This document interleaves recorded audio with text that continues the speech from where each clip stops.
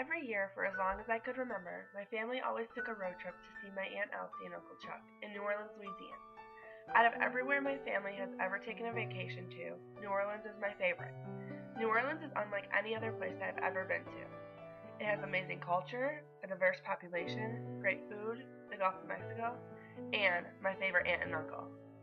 Our road trip started off every year the same. We would head out of Indiana, across the state line into Illinois, and hopped onto I-57 towards the Big Easy. We would commute south, traveling through Missouri, Arkansas, Tennessee, Mississippi, and then finally to Louisiana. My aunt and uncle live in the city of New Orleans. Like I said before, it is a place unlike any other. The city is surrounded by waterfront on three sides. It is 5 feet below sea level and has a semi-tropical climate.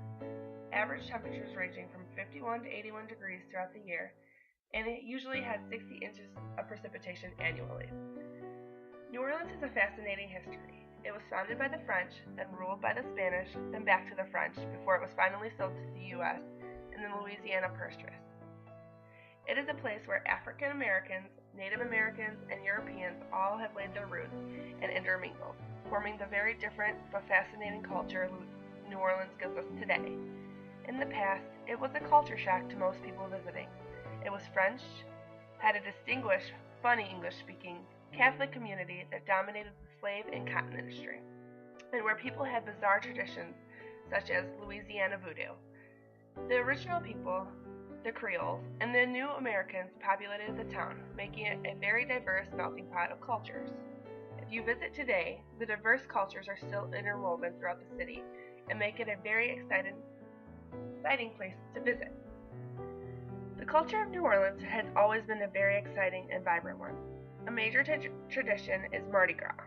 Every year, Mardi Gras is the day before Ash Wednesday, and it falls on what is known as Fat Tuesday. You also cannot visit New Orleans without hearing some of our country's most amazing types of music. The city is famous for its jazz, blues, and Cajun music. Another thing New Orleans is known for is their delicious food. I am very partial to my aunt's famous red beans and rice. One of the best places to dine 24/7 is Café du Monde, which is famous for their beignets and coffee. The pride of New Orleans lies in its sports team. In 2009, the New Orleans Saints were the Super Bowl champs. This win was an amazingly unifying event for the city after the wrath of what happened in 2005. The year we stopped taking our annual road trips was 2005, the year that the most destructive and deadliest hurricanes in New Orleans history hit. By the time Katrina reached land, it had recorded winds at 125 miles per hour, a Category 3 hurricane. Katrina formed as a small hurricane in the Bahamas and grew to a massive size as it traveled toward Louisiana.